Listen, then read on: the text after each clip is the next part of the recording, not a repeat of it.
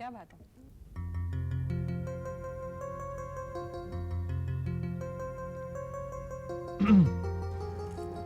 Server कितना stupid है, खाली ग्लास में दिया नहीं मुझे। Morning everybody.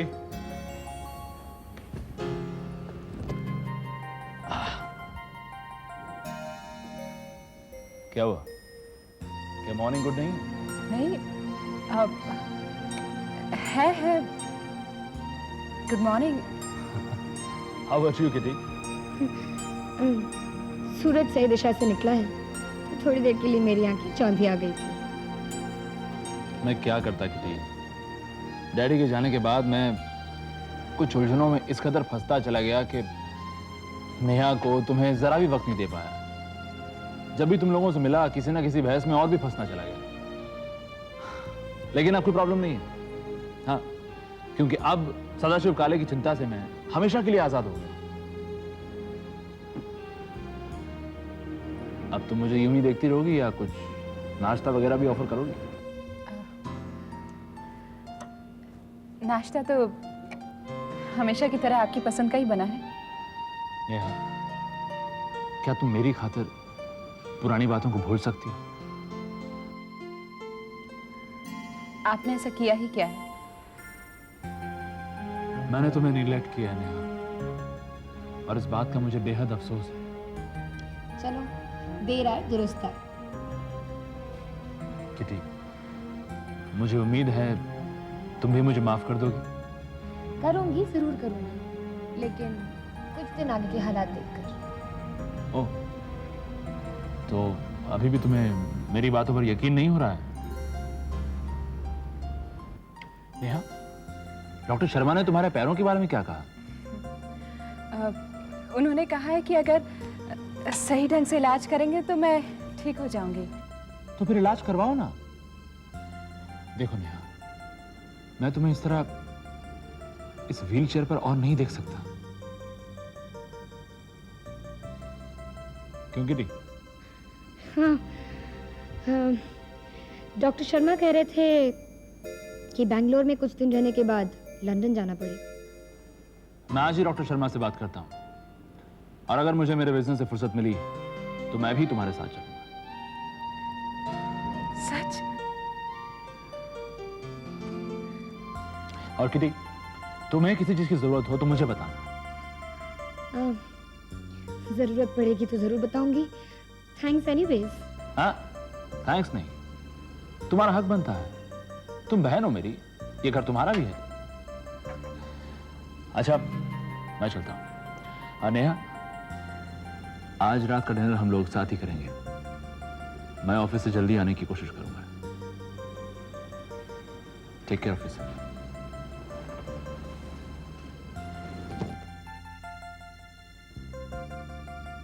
नेहा, तुम्हें विक्रम भैया के बिहेवियर में चेंज देखकर हैरत नहीं हुई?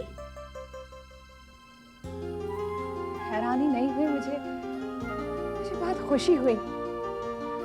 आज पहली बार उन्होंने मेरा हाल पूछा। इस पल को मैं बहुत दिनों तक अपने दामन में समेट कर रखूंगी।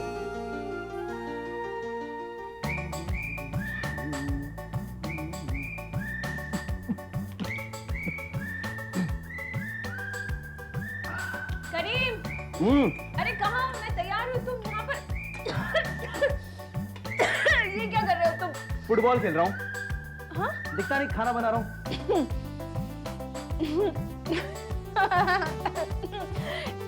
खाना बनाने के लिए ऐसे कपड़े और ये धुएं वाला एटमॉस्फेयर जरूरी है क्या? बिल्कुल जरूरी होता है, क्योंकि धुएं से ये पता चलता है कि पटना से आई हुई ये लाल मिर्च बिल्कुल खालिश है, तुम्हारी तरह।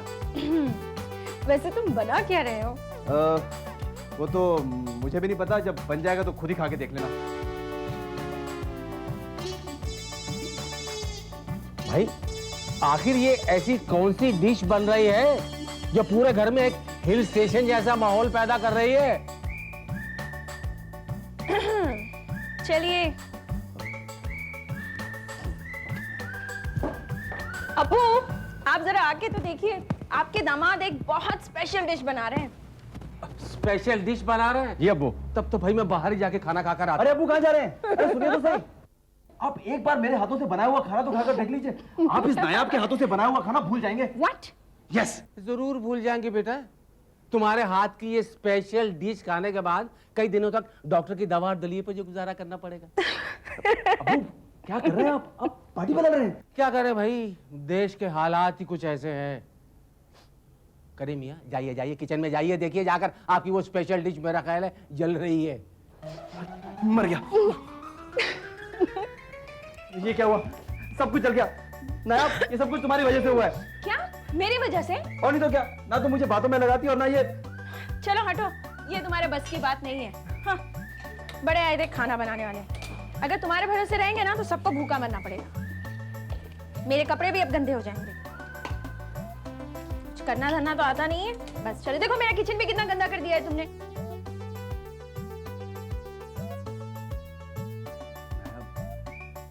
तुम काम करते हुए बहुत अच्छी लगती हो। क्यों?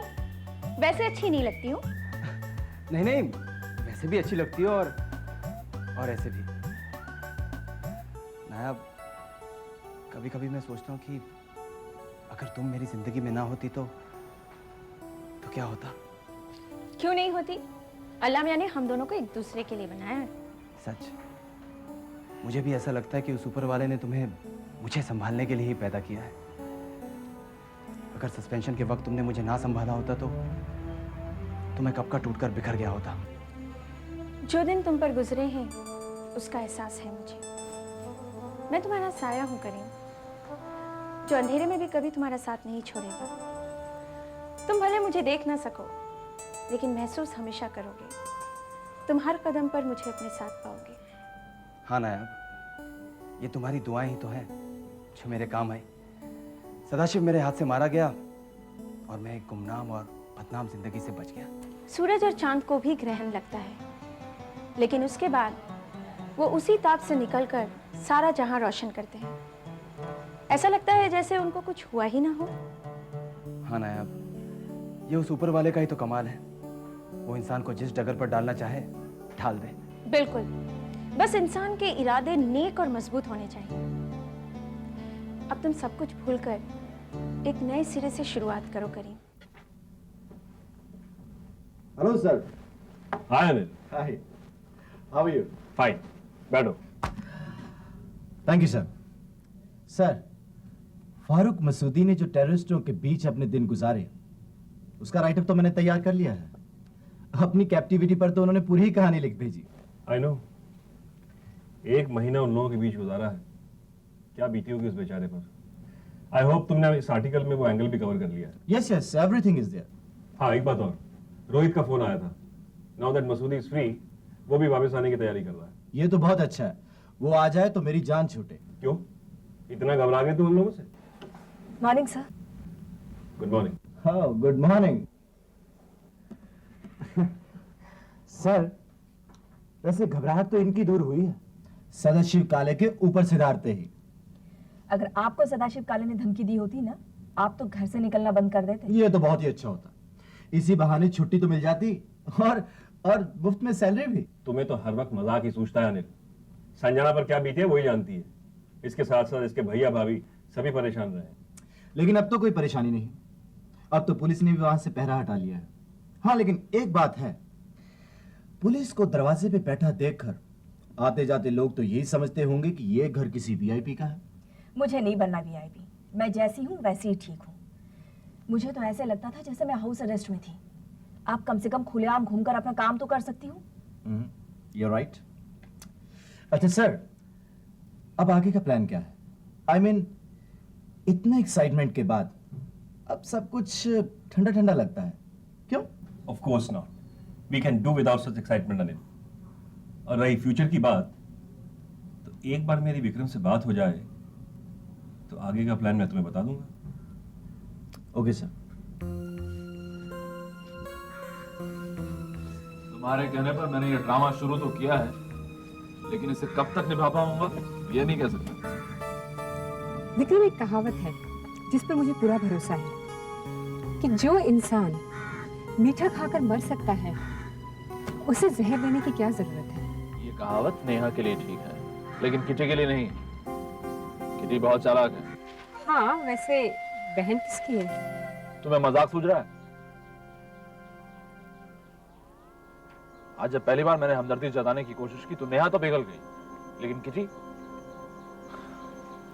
के दिमाग में मेरे खिलाफ शक जरूर उभरा होगा। इसका भी इलाज है मेरे पास। क्या? विक्रम, तुमने एक बार कहा था ना कि डैडी के कहने पे डॉक्टर शर्मा ने नेहा की मेडिकल रिपोर्ट लंदन भेजी थी। हाँ, और उसके मुताबिक नेहा ठीक हो सकती है। बस, तो फिर नेहा को लंदन भेज दो और उसके साथ वो किटी को भी। लेकिन उससे मेरा क्या फायदा होगा? देखो, कुछ दिनों के लिए तो तुम ड्रामा करने से बच जाओगे ना, और फिर हम हर तरह से आजाद और बेफिक्र होकर प्यार कर सकेंगे। तुम्हारा ये आइडिया भी अच्छा है। कुछ दिनों के लिए ही सही, लेकिन मुझे उन दोनों से छुटकारा तो मिल जाएगा और मैं पूरी तरह से सिटी टाइम्स पे कंसंट्रेट कर पाऊंगा। उनके आरएम के दिए हुए टारगेट को मैं अभी तक पूरा नहीं कर पाया हूं। मैंने नेहा को खुश रखने की बात अपने दिल पे पत्थर रखकर कही थी, ताकि जब तुम मेरे पास आओ तो अपनी सारी उलझनों को दूर रख कर आओ। लेकिन तुम्हें तो मेरी फिक्र ही नहीं है। मुझसे ज्यादा तो तुम्हें सिटी टाइम्स की फिक्र रहती है। नीता, जिस दिन मुझे सिटी टाइम्स मिल जाएगा उस दिन ये सारी उलझनें भी तो दूर हो जाएंगी।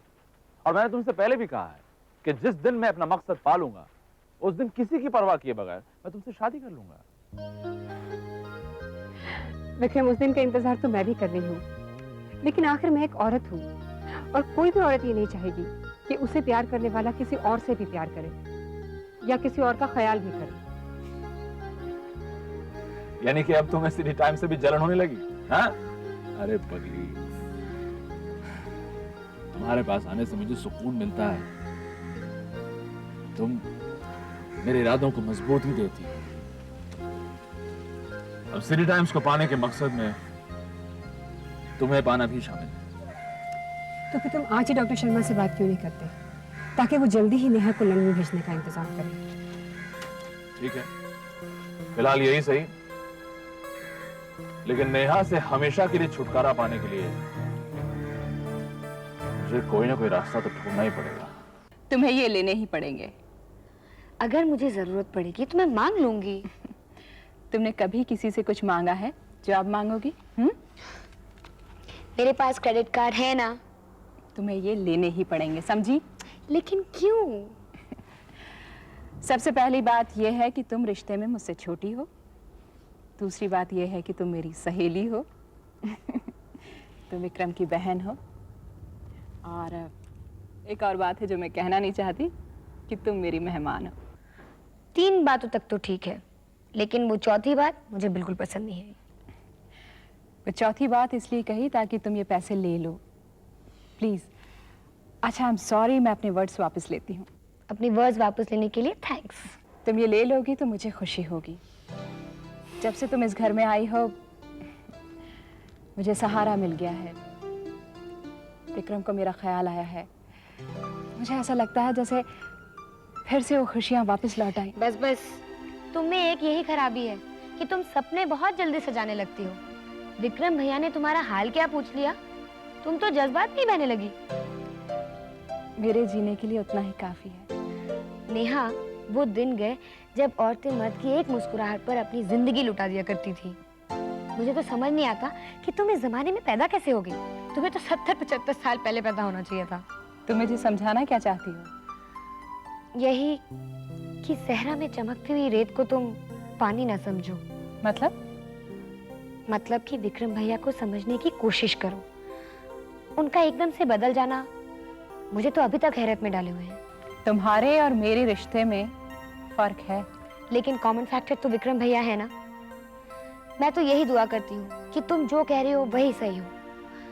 तुम्हारी जिंदगी में बहारें मुस्कुराए। याद है उस दिन विक्रम ने कहा था कि वो सदाशिव काले की उलझनों में उलझे हुए थे। अब वो उलझनें दूर हो गई है। काश ऐसा ही हो। ऐसा ही है।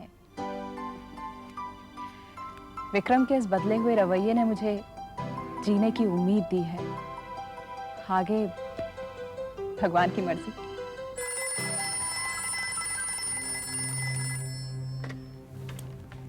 हेलो, मैं डॉक्टर शर्मा। डॉक्टर साहब कहिए। आज मिस्टर विक्रम जसवाल आए थे। वो आपके ट्रीटमेंट के बारे में जानना चाह रहे थे कि जितनी जल्दी हो सके आपको लंदन भेज दिया जाए। तो आप कहें तो बेंगलोर में आपकी रिजर्वेशन करवा दूं? जी विक्रम जैसा भी चाहें आप वैसा ही कीजिए। जी अच्छा।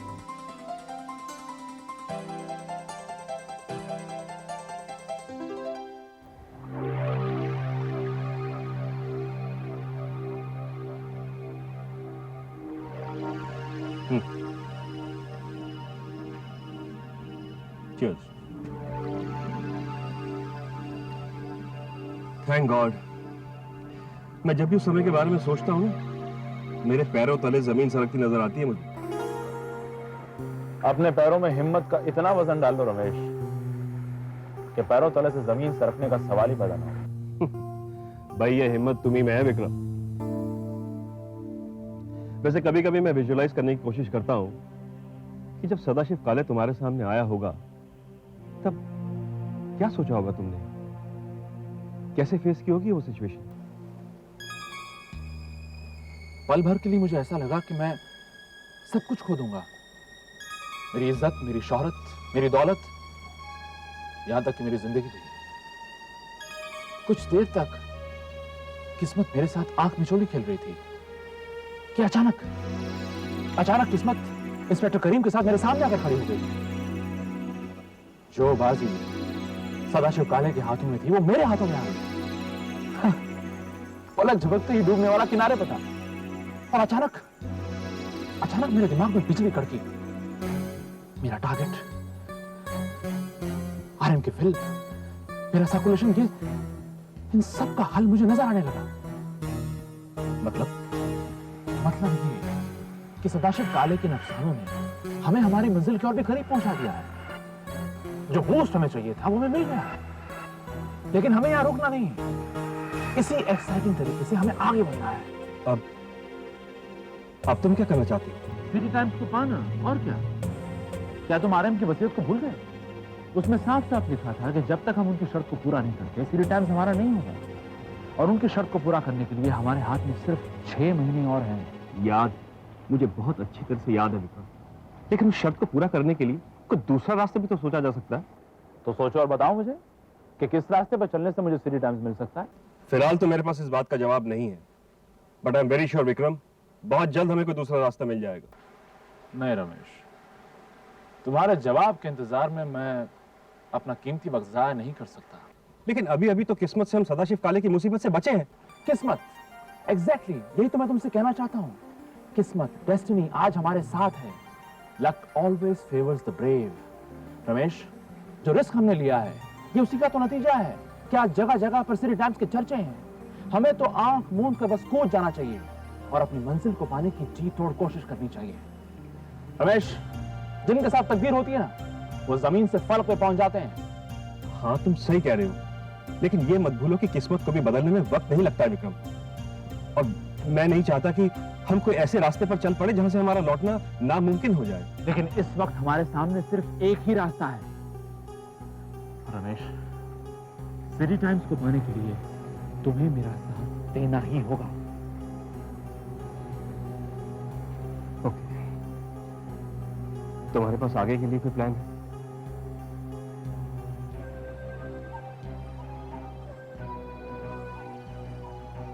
जब मंजिल सामने हो तो प्लान्स खुद ब खुद बन जाते हैं।